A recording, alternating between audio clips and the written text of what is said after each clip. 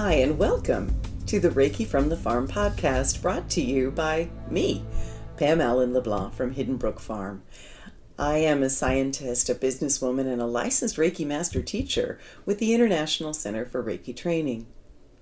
Each week in this podcast, you'll be entertained as you learn about a wide variety of relevant Reiki topics, helping you become a more knowledgeable and effective Reiki practitioner.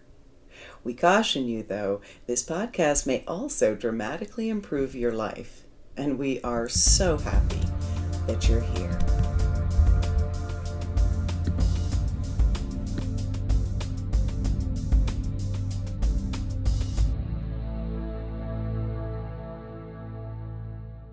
On this week's podcast, I am so excited to talk with someone I met at Omega Institute at the Wisdom of Reiki conference, Lorraine Goldbloom. Welcome, Lorraine. Thank you so much for having me. I was delighted when you invited me to come on.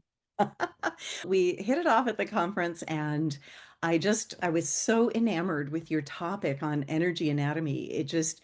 It explained so many things, and it just went so beautifully. It merged so beautifully with what we're doing with Reiki, but just really helped with the understanding. So I just couldn't wait to bring you on here and share that with our audience. Lorraine, welcome.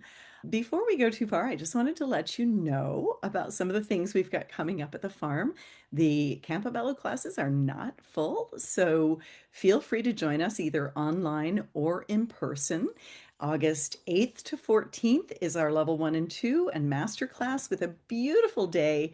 The Monday in between, it's on Campobello Island, so we'll be going whale watching, going to Eleanor Roosevelt's tea, visiting their summer cottage. We'll go for a hike together and have a meal together. So it's just a way to show you this gorgeous island off the coast of Maine. It is a Canadian island, so bring your passport, but it is off the coast of Maine. And funny story, the gentleman who was doing the cartography, because this island is much closer to Maine than, or to the US than to Canada, but the gentleman who was doing the cartography was desperately seasick when he was drawing the lines. And this is actually in the history. And he just said, give it to Canada. So that's why. And it's such an interesting island where it is landlocked by the United States, and it's just off it. You actually get to it through the town of Lubec, Maine. And it is where the Roosevelts spent every summer from the time Franklin Roosevelt was 1 year old, actually, until he was in the presidency. And or until he got polio. And then he was only there a few times after that. But it is just this most wonderful island. And many of the people from Campobello call it the Republic of Campobello because it's both American and Canadian. And truly, the homes are probably half owned by Canadian people and half by Americans. And so it's just a lovely place. That following week, I guess we have Animal Reiki, August 15th to 20th, the same thing with that lovely Monday in between, where I can show you our beloved island. And then the week after that, for the first time ever, I have not offered animal communication in person since 2020, since COVID. So this will be my first online and in-person animal communication class. It will be all the way from level 1 and 2 to master teacher, and that is animal communication for Reiki practitioners. Reiki level 1 and 2 is a prerequisite, and for the master classes, a Reiki master from any lineage, this is a prerequisite, and the same for animal Reiki. Would love to have you join us. Then in October, we've got a full lineup of classes here at the farm. The level 1 and 2 classes will be here at the farm just outside of Fredericton, New Brunswick, and the master classes will be online in the evenings. So we'd just love to have you join us. Lorraine, do you have anything coming up that you'd like to let people know about? That's quite a lineup. That sounds great. That sounds like and actually in between there, I'm going to Hong Kong and I'll be teaching. Oh my goodness. healthcare Reiki, Animal Reiki 1 and 2, and Animal Reiki Masters in Hong Kong. And then from Hong Kong, we're going to visit Mount Kurama and Yusui Sensei's birthplace. So yes, it is a wonderful lineup coming up. That's a fantastic lineup. Summer's pretty busy for me. I do a lot of online events Yeah. as well as some in-person events and some things coming up in July. I have a healing series called Call to Freedom, which is Oh, something I do with a colleague of mine who does this beautiful angelic healing. And it's a wonderful introduction to Vortex healing. And we talk about different themes and go through a kind of guided visualization to support people in getting awareness into what the theme is. And then, of course, we offer a healing. And on July 26th, we're doing a Call to Freedom session about trust.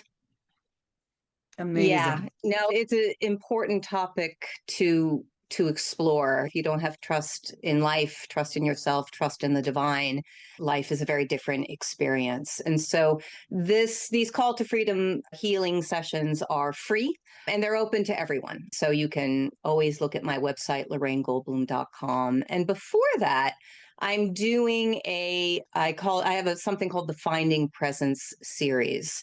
And I'm doing a special session about holding space and what it means to really hold space and hold space for yourself as holding space for others. Sometimes we're quick to hold space for others, but we don't take the time to find our center and make sure we're really in a position to be present. And so we're going to do an exploration and, of course, a healing for that.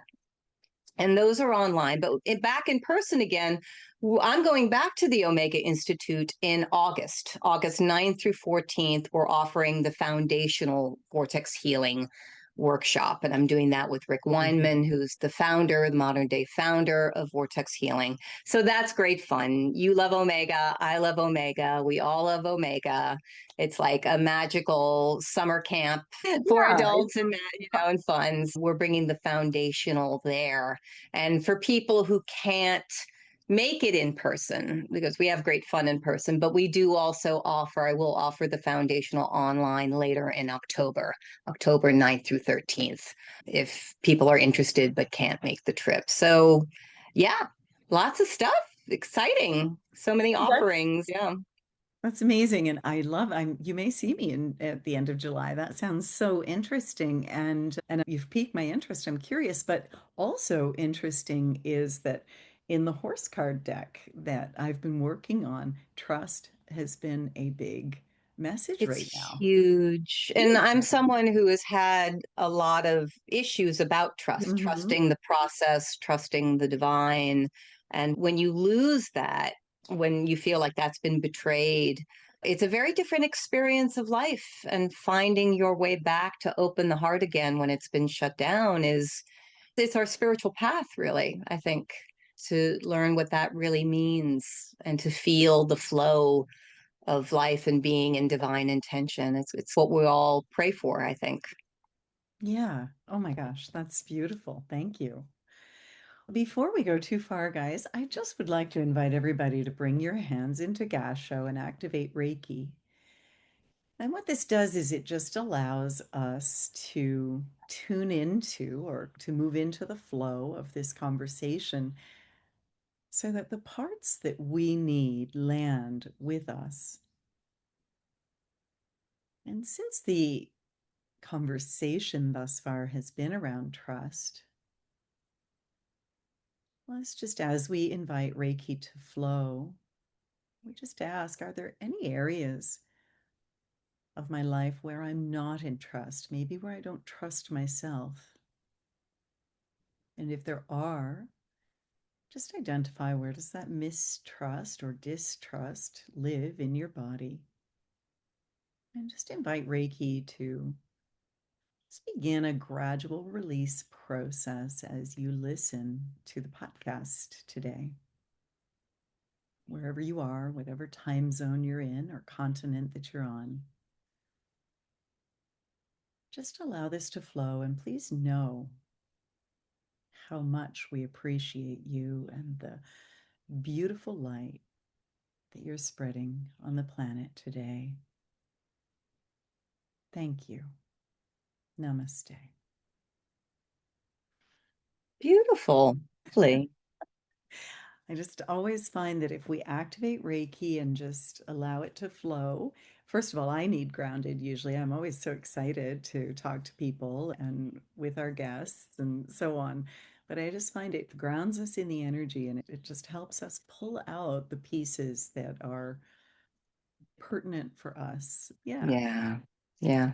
I like to take a moment as well before I open my mouth to, as I often have my own agenda for what I want to share, what I want to communicate, and just to take a moment to put all that down and just feel the flow as it's happening, just to Mhm. come back to presence. Yeah, I guess that's my process of doing that. Yeah. So it's just, yeah. Lorraine, I wanted to start our conversation today with a really interesting question about what is the nature of magic? Before we even get into vortex healing and energy anatomy, let's talk. You talked about how Omega was summer camp and yeah, it's kind of like a Hogwarts summer camp. It is. Yeah. I love Omega Institute. I can't say So enough do about I. it. And so, for people like Reiki people who are tapped into the magic, let's talk about that. How would you define that? And what would you want to speak to around that? Thank you for the question. I love to talk about magic. I love to talk about magic because I think magic is very misunderstood in modern day because we tend to think of magic as fantasy or escapism. Or we Mhm. think of magical thinking, which is little rules and regulations we put together to try to feel more in control. Right? But the real magic is, to me, and this is my personal observation of magic is when something greater than us, something beyond our understanding, the unknown, mystery, God, the divine, whatever it is, when something that's beyond our understanding reaches out and touches us in a very personal, very intimate way. And we say to ourselves, that can't just be a coincidence. There has to be some kind of higher force that has reached out to bring my awareness to this moment. It's when you feel like cared for and touched in a very personal, intimate way. You may not understand the process, but it's very real, and it blows the mind and it opens the heart. And when you channel, when you work with healing and the process, vortex healing, Reiki, or whatever, it blows the mind and it opens the heart, and you feel connected to this real magic. And part of, we're talking about trust, opening the heart again, is coming back to that because it's always there, it's in everything. But most of us learn to compartmentalize, to do what we need to do, to function. We decide what's important, what isn't. And the nature of our issues take us out of being in the moment. And the magic is really in the moment. And so a lot of, I think, what we seek as seekers is to find that magic in the moment again. It's always there, but we lose touch with it. And to me, that's what it's really all about. I love that. You've remind me, and I wish I could remember who said it. I can't recall, but I recently heard someone who explained that they had been an atheist all their lives. And one day they were looking at the beauty of, I think it was a sunset in nature, and they thought, there's no way that there's Yeah. not something larger than me. There's something must have created something this beautiful, and they immediately Yeah. surrendered to the idea that there definitely is something, whatever you want to call it. There is an energy, a force that does create beautiful beauty and systems and Yeah. all of that. And Reiki and vortex healing and many other modalities, these are often just a way to just tap into that. So I love that. Tell Yeah, us. and it's always there. It's the Yeah. nature of our issues that keep us out of seeing it and knowing it. It's that belief in separation. And quite often the animals tell us it's kind of cute that you believe in separation, like that you could ever be separate from all of this. It's adorable. Exactly.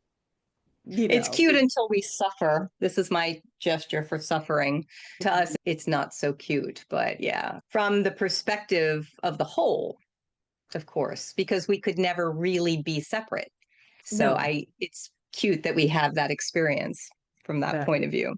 and that belief, that's right. And yet we do. And I've just, it's even the card deck has caused me to confront where, like, I had surrendered so many areas of my life to source, to Reiki. And it actually highlighted, yeah, but there's still a few areas that you haven't, and that you still subscribe to that belief in separation. So you've got to look at those two now. You've got to in for a penny, in for a pound sort of thing. Yeah, that's our work, isn't it? I think so long as we're in form, we're Mhm. going to have the physical body and the human energy system allows for the divine to have an experience of separation. The suffering only comes when we buy into that and we believe that's the totality of what we are. It's not the pain really that we experience, it's our identification with it that keeps us in suffering. And so our work is to recognize it for what it is. That's so cool and so consistent with some of the messages that have been coming through the card deck recently, too, Lorraine. I love it.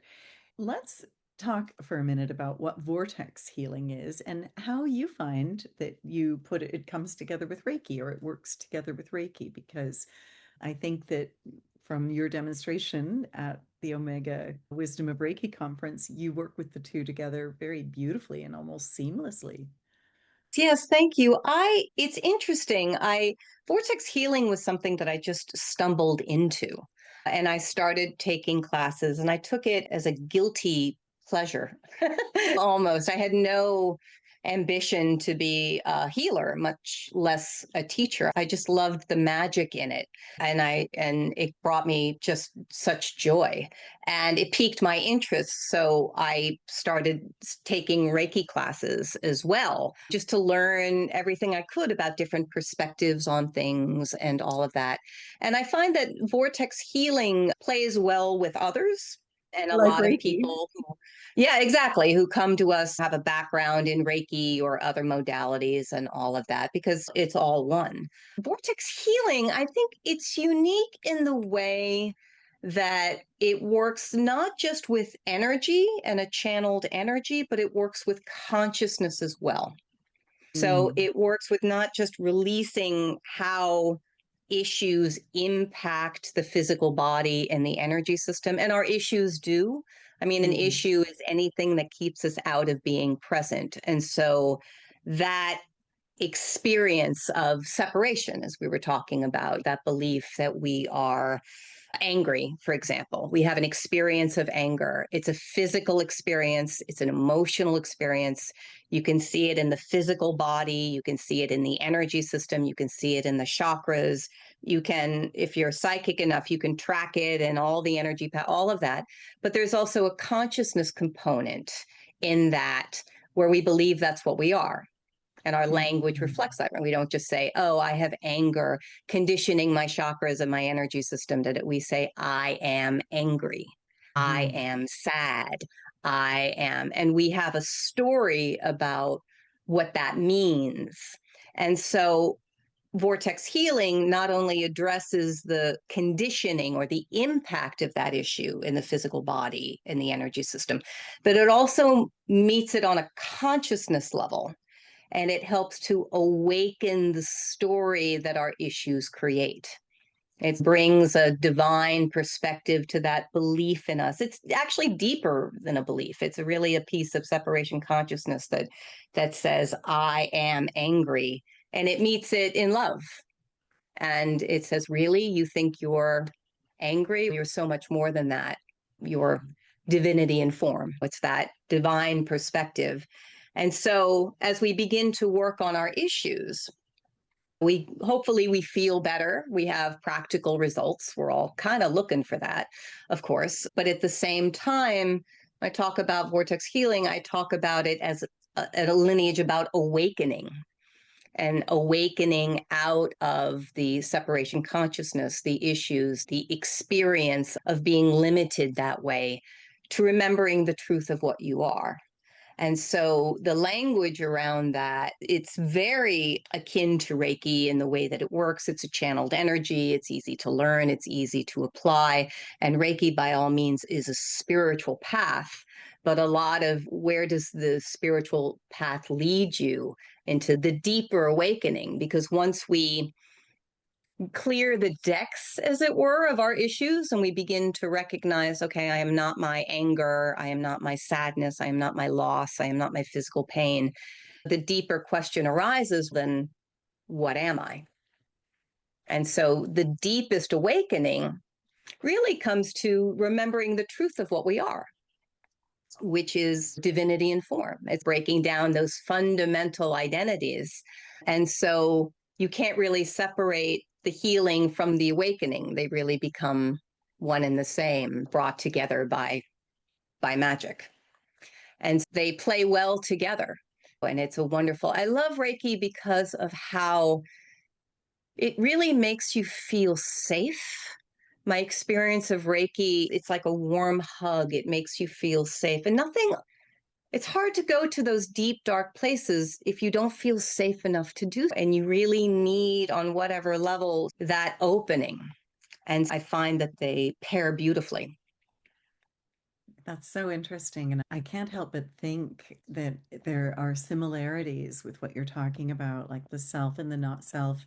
That's been showing up for us in healthcare Reiki, that, Mm, our true self is perfectly healthy and whole.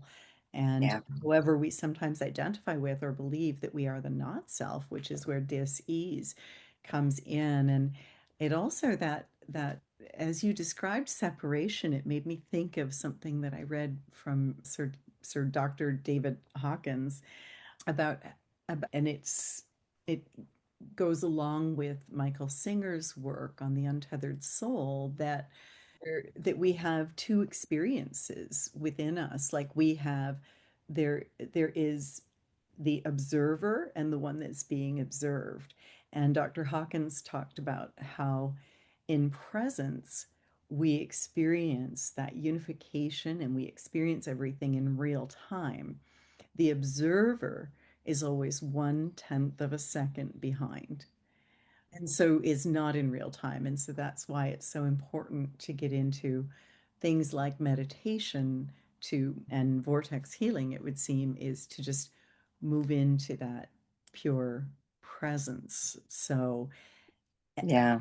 yeah. And one of the things you talked about was in your presentation was the web of creation. And that really, I wrote that down and highlighted it. Can you tell us a bit about that? And we are going to talk about pure presence as well.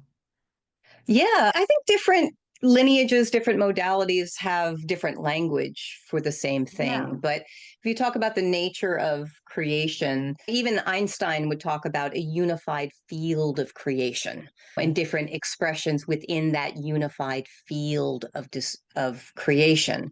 And many psychics would describe what that looks like, the experience of that, as a large web, of a web of interconnectedness, and not a, as a visual, not the flat Charlotte's Web, save that pig kind of web, but a massive, multi-dimensional, we call it the vital web of creation. And so within that is what we know of creation. My body, my energy system, my experience of self is really a cross section of vital webbing that has the ability to experience and express itself as a separate being. Your body, your energy system, all of that is a cross section of vital web lines that has the ability to experience and express itself as something separate, vital webbing between us. And so we have this experience of being separate people in our own lives and our own experience. But from the point of view of creation, it's all one. It really is all one. You hear that said, oh, it's all one. Isn't that nice? But it's not just a nice thing to say or imagine. It is the nature of expression that there's a unified, we call it the vital web. And then as an expression of that, the one is having an experience of being me. The one is having an experience of being you. The one is having an experience of being life. And part of that experience is our own separation consciousness. And so when we embark on a spiritual path and we're looking to connect to the one, what we come to realize, if it's a true path, is that we were never actually disconnected. We're never actually disconnected. We just have an experience of being disconnected. And in the seeking and the finding, everything we're really looking for is already there. It's just that our issues distract us from being aware of that, because our issues are designed to keep us out of being present. And so even our issues come from the one. It seems for whatever reason, the divine play, that creation manifests itself in this endlessly creative experience. And so coming in awareness of the vital web, we have an experience of, I use the language, functional oneness, where it's not just an idea. We actually relax into the webness of form and get a sense of that, of how we could never possibly be disconnected. And it's very powerful to come from that place. It also opens our hearts to compassion for other human experience and all of that. I love that. And you talked about our issues, that they're anything that takes us out of the present moment. And I, for me, I always find I'm visual, and Colleen Benally and I have talked about the fact that our soul, our spirit inside of us is perfect and whole. However, sometimes it has the appearance of not being so, because our injuries, our traumas, our issues create this kind of shroud or blanket that's over top of it. And so we can't see the wholeness, or we just sometimes believe that it's not there. Can you tell us, like, how would you define an issue, and just talk to us a little bit more about that? Beautifully said, by the way. Beautifully said. I completely agree with you. Yeah, issues are tricky because they are designed. I think the whole body and energy system, as I said, is designed for this cross section of vital lines to have an experience of separation. And issues really, they really magnify that. And if we think about it, when do we know ourselves the best is when we're in some kind of struggle, when we're Right. relaxing. We don't have a sense of ourselves. We don't need a sense of ourselves. We can just be present. When we really get into the deepest identity, we're looking at that ego, that separation consciousness. And so issues are very hard to work with. They impact, like I said, they don't sit nice and neatly in just in one chakra or just in one energetic body. They express throughout to support the experience. And as I said, there's this consciousness component to them as well. And so you can't just release something. You need to awaken out of the stories that they create. And I think the deepest issues are the ones that we don't even know we have. Mm. As we're so deeply identified with it, we can't even see it. When we come from a point of view that life is hard, Mm. this is unfair. Or I told my story about the Omega Institute, about my sort of epic experience of loss, and how I didn't realize in in through my 20s that a lot of my major life decisions were coming from this place of not trusting life, because there was this deep sense of loss. I just thought, oh, I decided I'll never get married, or I'll never have children, or these aren't free will decisions. They weren't for me. They could be for someone else, but for me, these were conditioned responses from someone who wasn't ready to open, I should say. And then the day that I realized, oh, this is an issue, when I realized, oh, I have this epic issue of loss that's affecting my experience of life and my interaction with everyone. It was horrifying on one level, but it was also incredibly freeing because I could recognize it for what it was. And by the time something is really in our face, and we recognize I have an issue of loss, or I have an issue of anger, or it's workable. It might be really humbling and hard, but as soon as we recognize it as an issue, we already have a little space where we can recognize it for what it is. We've been given a gift of an opening, and then we just kind of carry on our work. But that one moment where we just see it as an issue and not as what we are, or not the way life is, huge. It's huge. And so as we go through and we work on our issues and we get more space, it creates more space for more openings.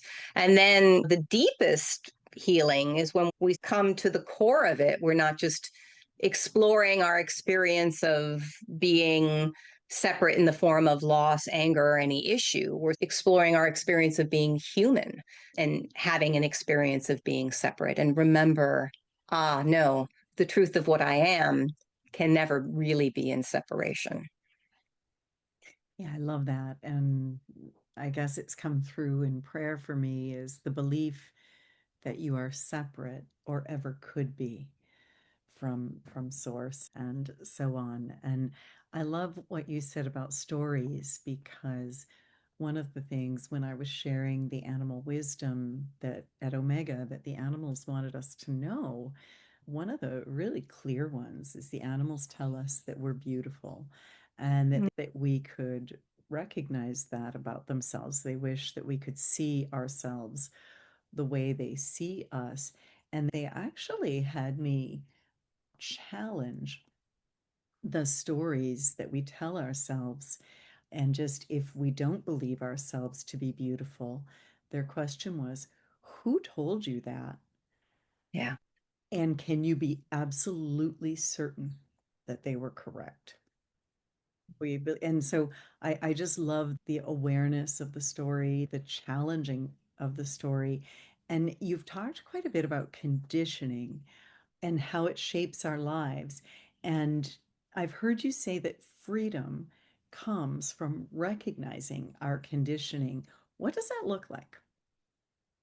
Yeah, I think that's along the lines of what we were just talking about. I just have to comment that I love what you just said and how the animals, I think human beings are unique in the way that we have this mental facility that helps to craft these stories that support our experience of separation. We get ourselves all wound up in this experience and then justify it and all of that. And that's part of how our issues are kept in place. The Right. whole structure of the form is designed to support the experience. And so the conditioning looks like that. It shows up. You can see, feel, experience the imprinting of how the consciousness of an issue shows up in the mental body. It shows up in our thoughts. It shows up in our psychology. It shows up in the energy system. It shows up everywhere. And it's like it trains our consciousness. It trains our energetic anatomy to narrow our focus to experience life in a particular way. When you come from a certain point of view, that's how you view and experience life.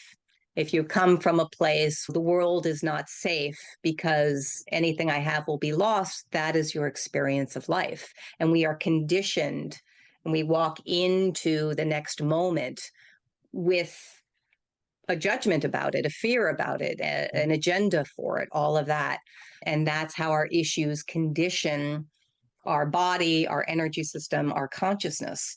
And it's deeply embedded. It's not so easy to just let go. Issues are very real. It's just the illusion of separation that isn't. But to really work through that stuff, you really go in and you meet it where it is, on a physical level, on an energetic level, on a consciousness level, and help it to recognize that it's hard, but it's just not the truth of who you are. And that's where the Mm. love comes in. You meet it in love and compassion. And that love comes from the divine. It comes from that unknowable source of magic that Yeah. meets us in that very personal, intimate way and says, now is the moment of grace. Now Hmm. is the moment you can see this and you can experience this in a different way. Now is the moment of freedom. And so every healing is like an awakening. It's like an opening in that way. It brings more space. We let go of more of conditioning, that entrainment. We just continue to let it go. And in that, there's great joy, because joy is really, to me, joy is really more about the recognition of grace. It's not just happiness or relief. It's where we can see grace in everything. And like magic, it's always there. It's just our issues condition us to a very limited point of view. And so our path is to open. I love that, Lorraine. You, I'm wondering, you've talked about the energetic bodies. Can you tell us a bit more about them? Sure, they're a natural part of the energy system. Very often when I'm doing the energetic anatomy presentation, I kind of like to highlight them because chakras get a lot of press, as well they should. They're a very Yeah. important part of the energy system for expressing and receiving energy. But the energetic bodies also hold a lot of identity. We identify as physical beings. We identify as emotional beings. And part of that identification comes from these parts of the energetic anatomy that occupy the same space as the physical body, but have their own kind of subtle tissue. So there's Hmm. an emotional body that occupies the same space as the physical body, but it's designed to allow us to experience and express ourselves as emotional beings. There's a mental body that allows us to experience and express ourselves as mental beings. There's a spiritual body, a whole part of the energetic anatomy that supports that spiritual evolution. And of course, we can identify with it, over identify with it, as we can identify with anything, being a seeker or all of that. There's an etheric body that has to do with our sense of boundaries. Where do I stop? Where does the rest of the world begin? And if we have deep isolation issues, it could look like a brick wall. If we have codependency issues, the etheric body can stretch or even tear as we want to connect, like a mother to a child or a relationship.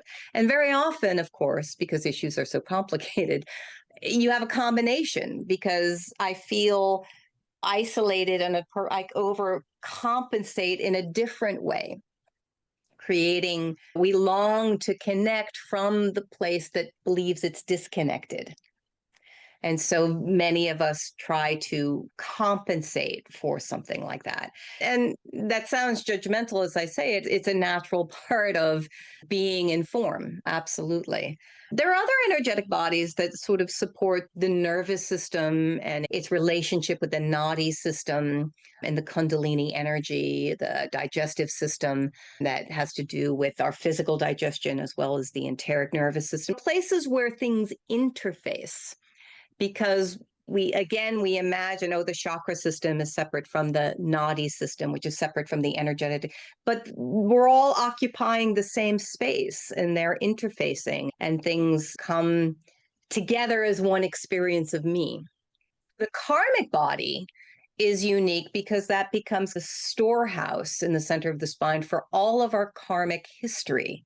And so even without knowing the details, there's something deep inside of us that carries the issues from past lives and carries that experience with us.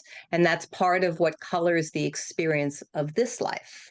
So if you have a karmic history of abandonment, for example, in one life you were left on the church steps as a baby, in another life you were stuck on a deserted island, in another life you find you have a pattern of feeling abandoned.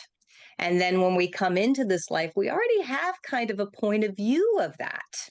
We already have, and then through that point of view, as we were saying, we experience life as someone who's been abandoned. So every interaction becomes suspect and it just builds on itself, and that conditioning increases, aside from, of course, the genetic conditioning that we have modeled and passed on from our parents and our ancestry. So it's incredibly wondrous and complicated. But fortunately, we don't need to obliterate all of the conditioning from our system to know freedom. We just have to be able to have enough space to recognize it for what it is. It's okay to have this history. It's okay to have, as long it doesn't necessarily need to translate to I am in pain, I am suffering. Once we have enough space to just recognize it for what it is, that begins to transform and open our hearts to coming back into the moment. And so, again, that's our path, that's our work, that's our fun. And you mentioned recognizing patterning, and I remember you talked about the patterns Yeah. during. Do you want to say a little bit more about that? I like to speak in terms of patterns because very often we focus on the stories. Ah, I was told I was an Egyptian priestess, and that's great, and maybe I was, but we can easily fall into romanticizing our issues as a way of almost justifying them because we sometimes we feel shame about them or whatever. But recognizing it as a pattern of abandonment, a pattern of it takes a lot of that romance out of it. And you just recognize it for what it is. It's part of that conditioning. It's part of how that experience has trained the system. And so the patterning comes from the expression of issues in our system. So we look for that wherever it hides, and it does hide. And this is why we're explorers, aren't we? Always looking for different ways that issues show up in the body and in the energy system and in the consciousness, and just recognizing it for what it is. So it doesn't hold us in the same way. Yeah. And I think that quite often when we can just release the charge around something, then it no longer has a hold on us. And sometimes Exactly. as simple as that. You talked to me about animals and that they can sometimes help us see our conditioning. And a lot of my work has in with some of my deeper horse work has related to how animals will mirror us and reflect things to us. When you mentioned that, just wondering what you were thinking of and why do you think animals have that effect on us? I'm an animal lover. One reason I was very excited to hear your presentation and why I resonated with it so deeply. I love animals because being in their presence helps to keep me out of mind. I'm a very mentally oriented person. I'm a Virgo with a Virgo rising. It's tough. It's tough. I have a Piscean moon, which sort of smooths out some edges, but I love being around animals because of the innocence in the best sense of the word, the pure heart. And even though, of course, animals have issues, and of course, they have fear, and of course, the nature of the heart, seeing that reminds us of our own heart, I think.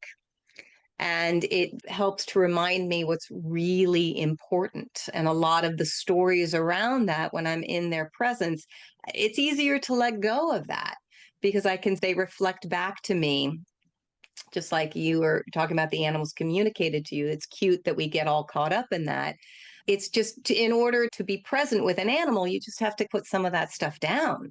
You It's not going to help you.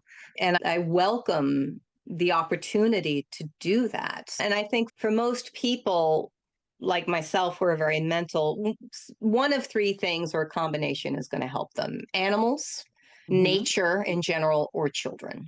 One or that's going to help us come back into heart. And I'm just so grateful for what my animals have taught me. They've just made me a better human. They do seem to do that, don't they? Yeah. As you Yeah. talk about Thank nature, I God for realize them.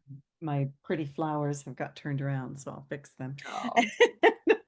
Thank God for them. I agree. And you're talking about bringing us back into the heart. And I know in your presentation, we talked a bit about the sacred heart, and that is the place that remembers who we really are. Can you tell us a bit more about that and what the Sacred Heart is and how it factors into your work? Sure, sure. The vortex healing term that we use is actually the spiritual heart. Oh, the But spiritual heart. I wrote it down yeah, wrong. yeah, but you're not mistaken because to me, it when I see pictures of the Sacred Heart and all of that, to me, it looks like it's a reference to the same thing. And the spiritual heart is the place in us that has not forgotten the truth. The whole Mhm. energy system is designed to allow for this experience of separation and issues and all of that. But deep within all of that is a place that has not forgotten that it is whole. It's not separate from the sense of personal self, and it's not separate from the divine or God or whatever your term is. It's like that bridge, and it's that place that we can relax into. A lot of our identifications fall in front of it. And a lot of the heart chakra that is in front of it on a more superficial level, that our deepest identities actually get held there, including the core of separation. We in vortex healing, we call this the core veil, the fundamental sense of I that we believe we are, sits in front of this place. A veil is something that obscures, but beneath all of that is where we remember our true nature, and that's the spiritual heart. And so, very often in meditation, just to come back into spiritual heart in that place that knows that it was never disconnected is a very powerful place to rest. It's a place of inspiration, I find. Yeah, For me, I love sitting in that place. And like you said, animals, nature, children, they do tend to bring me back to that place and absolutely. Yeah. cause me to because I can be a bit too cerebral as well. And I definitely am that 1/10 of a second behind a Yeah. lot a lot of the time, particularly I say as a recovering type A personality or a recovering perfectionist. But yeah, I love that. So if all the layers of conditioning fell away, who are we in the Who midst? we've always been Okay. and who we always will be. And this is where language falls apart. So I don't want to Mm, give you an off the cuff answer because as soon as we start talking about the truth of what we are, divinity and form, whatever language, we fall into language brings us into a subject object experience. It's just as right. soon as we try to give language to something, we're viewing something through subject object. The truth of what we are is the source of all of that. So when we fall into a deep meditation or really truly relax back into spiritual heart, all of the sense of that falls away. And we feel maybe like we've disappeared. We haven't really, but the Mhm. experience of separation, the thing that can track that, disappears. And then we just sit in truth, in the oneness of it all. And so it's always there. That and it is not it is extraordinary, of course, but it's not extraordinary from the mental, the personality. The ego that's chasing that is not what gets that. It's the source of that remembering itself and bringing itself back home. And so long as we're in form, we're playing the game of working on our issues and trying to come home because that's the nature of the game for whatever reason. But when we actually relax and let go of all of that and we're just in truth, there's not much to say about it. We are divinity in form is the best I got in this moment, which doesn't begin to touch on the nature of what that really means.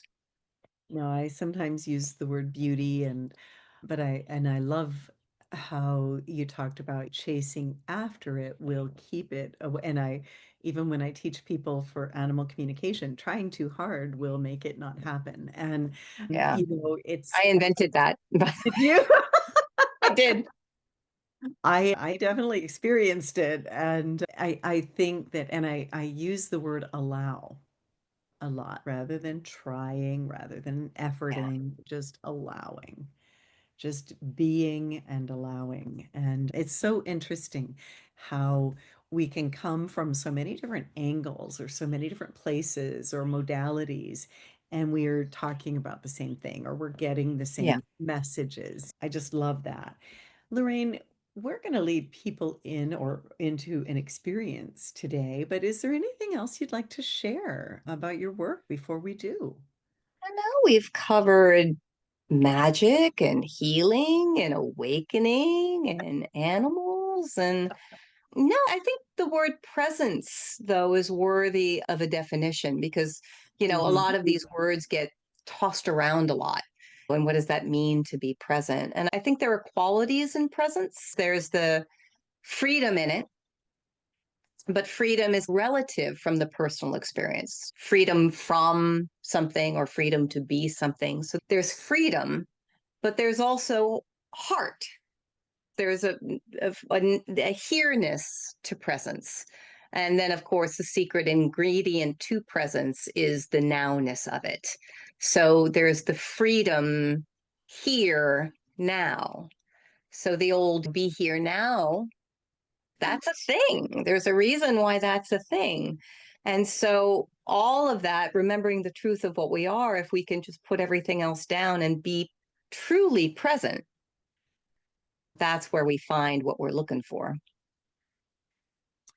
And really, I've heard it said that the past and the future don't exist.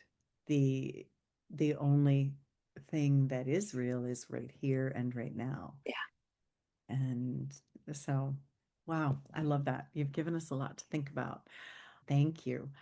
Are you interested in leading us into a meditation today?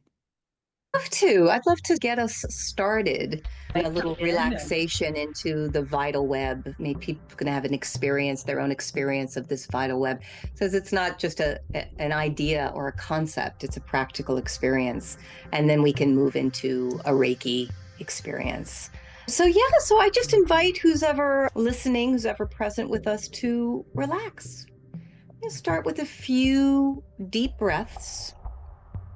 And take a moment. Sometimes before I move into meditation, I need to give myself permission to be here now. I need to just take a moment to feel my physical body and let go of any tension, physical tension, the jaw. I have my spots, maybe you do too, the shoulders, the belly, and just see how much of that is willing to let go in this moment. Anything that's willing to let go. And if it's not willing to let go, that's okay. Don't judge it.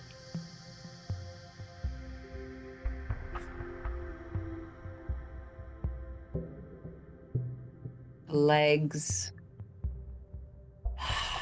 the pelvis, the brow. Just let it be.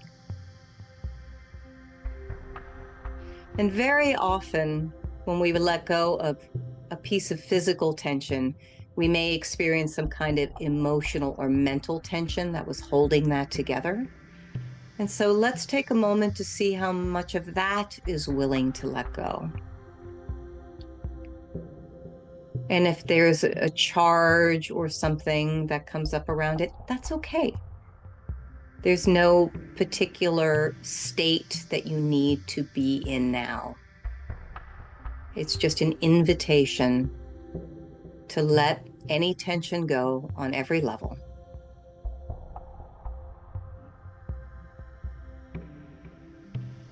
And don't get too attached to it because the next moment could bring something completely different.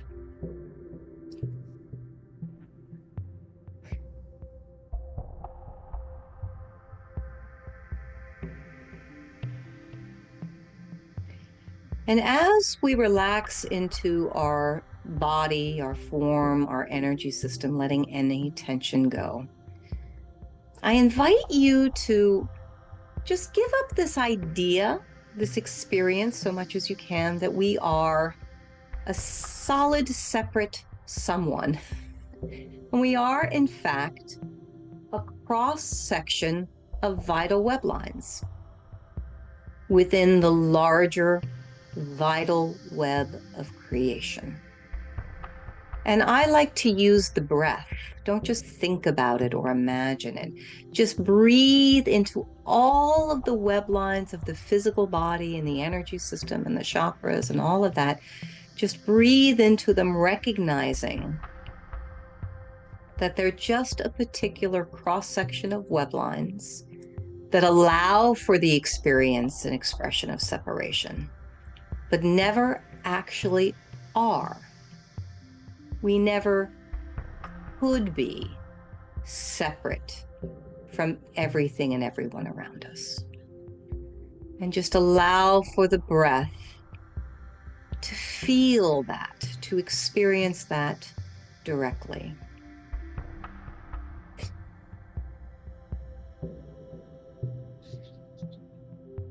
We'll just sit here for just a little bit, breathing into the vital web.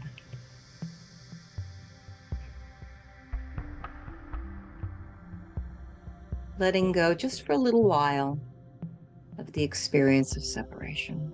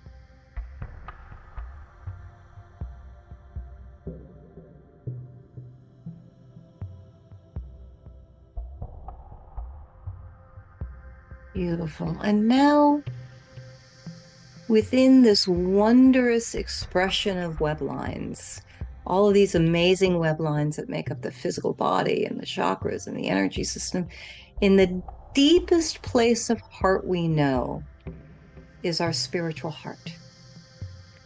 And so let's just breathe in that deepest place of heart we know, in that space that's not separate from our sense of personal self, but it also is not separate from the divine. It's that place that's never forgotten that. And just relax deep into that spiritual heart and breathe there. Rest there. Allow that to be the bridge of that experience of oneness.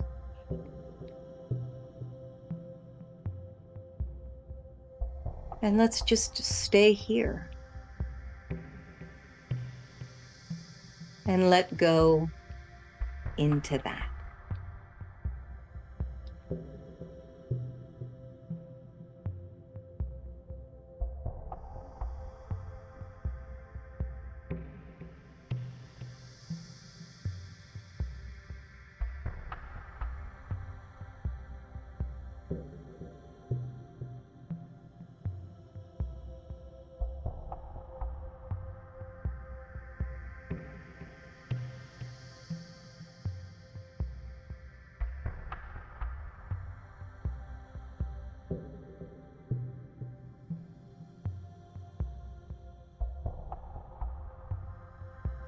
And holding the space open for Reiki or whatever wants to come through in this beautiful moment of presence. Thank you, Lorraine. And just from within this vast web of creation, you're woven into it along with every living being, every tree, every animal, and every person that you have ever loved. We are all connected to this beautiful web of life. Notice within this space that there's nothing you need to do, to fix, or to become. You are already part of the web, and you've always been part of the web. And as Lorraine brought us into the spiritual heart, the sacred heart, that is so much beyond the physical heart and probably yet within it. It is this place within you that remembers who you truly are, the place that existed before the stories. Allow Reiki to move through you, into this place before the conditioning, before the labels, before fear or injury, and just rest a little longer in this space as we invite Reiki to flow. Just allowing it to move through us wherever it is needed, perhaps through our body, our mind, our emotion, or every layer of our being. Just imagine this spiritual heart or sacred heart expanding, perhaps, with every breath, just becoming a little brighter, a little more natural, a little more spacious and aware. And if there are any conditioning or beliefs or worries or patterns that are ready to be seen, not to fix or judge them, just to recognize them, we allow Reiki now to surround them with love and compassion as we rest in the awareness that beneath every story and every role and every experience, there is who we truly are. There is the part of us that is unchanged and whole, connected, that remembers. So breathe deeply in this space for a few moments, aware of the web of creation around you and the sacred heart within you, Reiki flowing through you. And we simply ask ourselves, who am I when I let go of everything that I'm not? And just notice whatever arises and know that whatever comes or does not come is perfect. Who am I when I let go of everything that I'm not? And we'll remain here together for a few more moments today.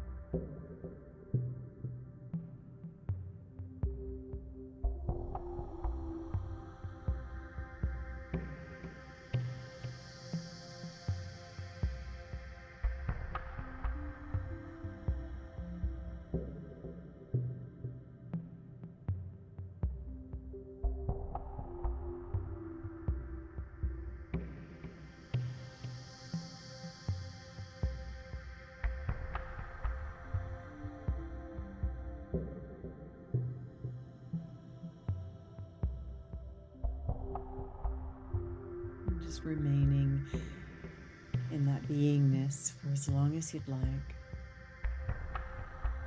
Whenever you feel ready to return, bring your awareness to your eyes. Slowly open them and come back into the room. I was so deeply relaxed, I wasn't sure that I could come in and do my part, Lorraine. That was such a Oh, it was pleasure. lovely. Thank you so much. This has been really, really nice. I've enjoyed on my Facebook, Instagram. I did a post about the Reiki Wisdom of Reiki conference, and I mentioned meeting you and that I was going to pester you until we became friends. So No pestering here needed I at am. all.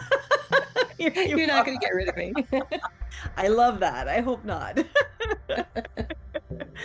I'd love to stay in touch, and I thank you. That really touched me deeply. I believe that